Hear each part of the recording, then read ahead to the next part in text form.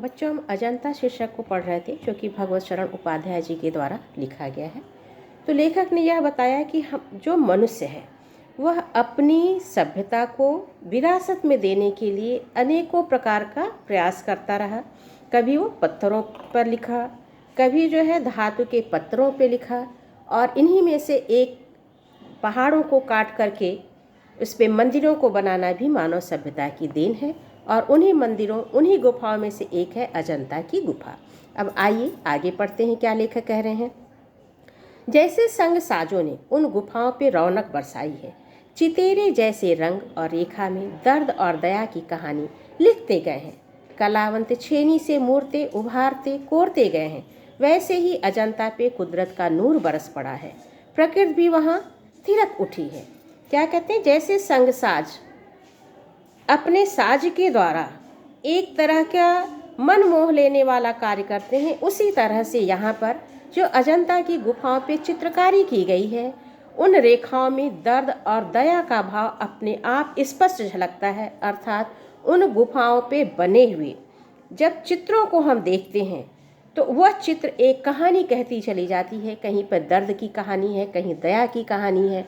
और उन पत्थरों को काट काट करके, पत्थर को एक छेनी जैसा औजार होता है जो कि नुकीला होता है, पीछे की तरफ थोड़ा सा मोटा होता है, और उस पर हथौड़े से ठोक ठोक करके पत्थर को एक रंग रूप दिया जाता है, उस पर उकेरा जाता है डिजाइन। तो वही यहाँ पे कह रहे हैं कि पत्थरों पे छेनी से उकेरी गई है डिजाइन। इसके साथ ही साथ इन कलाकारों ने पत्थरों को काट करके कहानियाँ तो हमारे सामने प्रस्तुत ही की हैं। वहाँ का प्राकृतिक सौंदर्य भी बहुत ही अच्छा है, मन मोह लेने वाला है। बम्बई, अब मुंबई के सूबे में बम्बई और हैदराबाद के बीच अब ये कहाँ पर है उसके बारे में लेखक बता रहे हैं। विंध्याचल के पूरब पश्चिम दौड़ती पर्वतमालाओं से निचौधे मतलब नीचे की तरफ पहाड़ों का एक सिलसिला उत्तर से दक्षिण चला गया है, जिसे सह्याद्री कहते हैं। अजंता के गुहा मंदिर उसी पहाड़ी जंजीर को सनाथ करते हैं।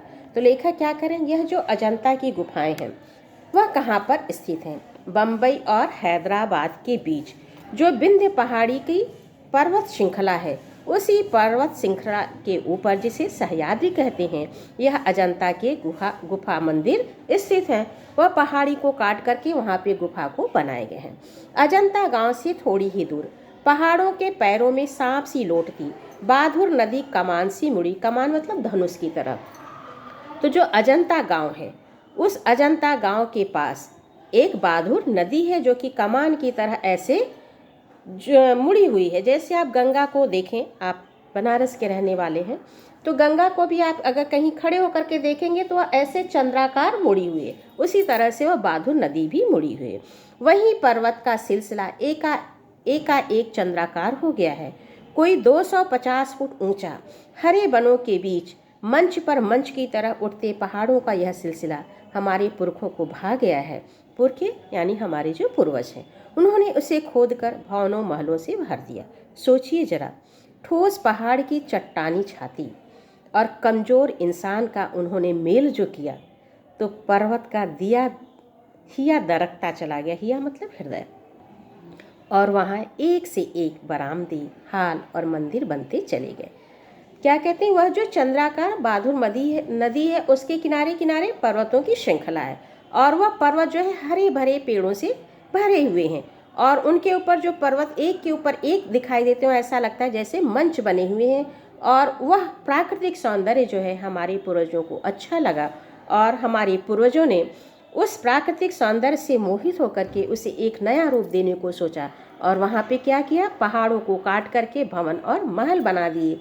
कहाँ पर, मानव के हाथ, और कहाँ पत्थर के पहाड़। एक इतना कठोर, कहा जाता ना वज्र से भी कठोर, तो यहाँ तो वज्र को ही है। तो पत्थर जैसे पहाड़ और मनुष्य जैसा कमजोर, दोनों में कितना विपरीत वो है। लेकिन मानव यदि कुछ ठान ले तो वह कोई भी कार्य कर सकता है। तो मनुष्य ने, हमारे पूर्वजों ने ठाना और उस पहाड़ों को काटा। जब मनुष्य हिम्मत हारने वाला नहीं था तो पत्थर का भी हृदय पिघल गया, और धीरे धीरे पत्थर कटता चला गया, और एक सुंदर वहाँ पे गुफा का, बरामदे का, मंदिर का, भवन का रूप ले लिया। पहले पहाड़ काटकर उसे खोखला कर दिया गया, फिर उसमें सुंदर भवन बना लिए गए जहाँ खंभों पर उभारी मूर्तें विहस उठीं।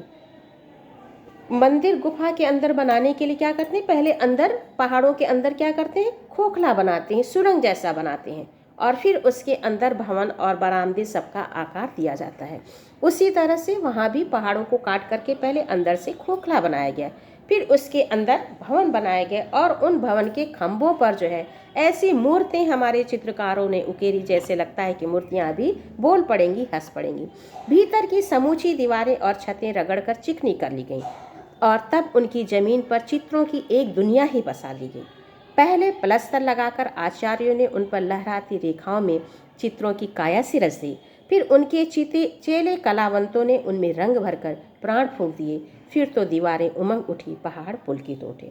तो पहले पहाड़ को काट करके खोखला बनाया गया, खंबे पे मूर्तियाँ उकेरी गईं, छतों और दीवारों को बिल्कुल रगड़ करके चिकना बनाया गया, बिल्कुल ताकि उस पर ऐसा लगे कि हाथ रखिए तो एकदम सरक जाए। और इस तरह से वहाँ पे जो श्रेष्ठ कलाकार थे उन कलाकारों ने रेखाओं के द्वारा चित्र बनाया, और फिर जो उनके कलाकार चित्रकार हमारे जो हैं, जो चितेरे हैं, वह जो है उन चित्रों में रंग भर दिया, इस तरह से काया की, इस तरह से शरीर की, इस तरह से सृजन कर दिया कि जैसे लगता है कि वह चित्र नहीं बल्कि अभी बोल पड़ेंगे, वह सजीव हैं। और इस तरह से वहाँ पे चित्रकारी की गई कि ऐसा लगता है कि वहाँ के पहाड़ भी आनंदित हो उठे। तो यह अजंता की गुफाओं के सौंदर्य के बारे में और किस तरह से बनाया गया है, इसके बारे में भगवत शरण उपाध्याय जी ने बताया है। इसके आगे हम कल पढ़ेंगे। धन्यवाद।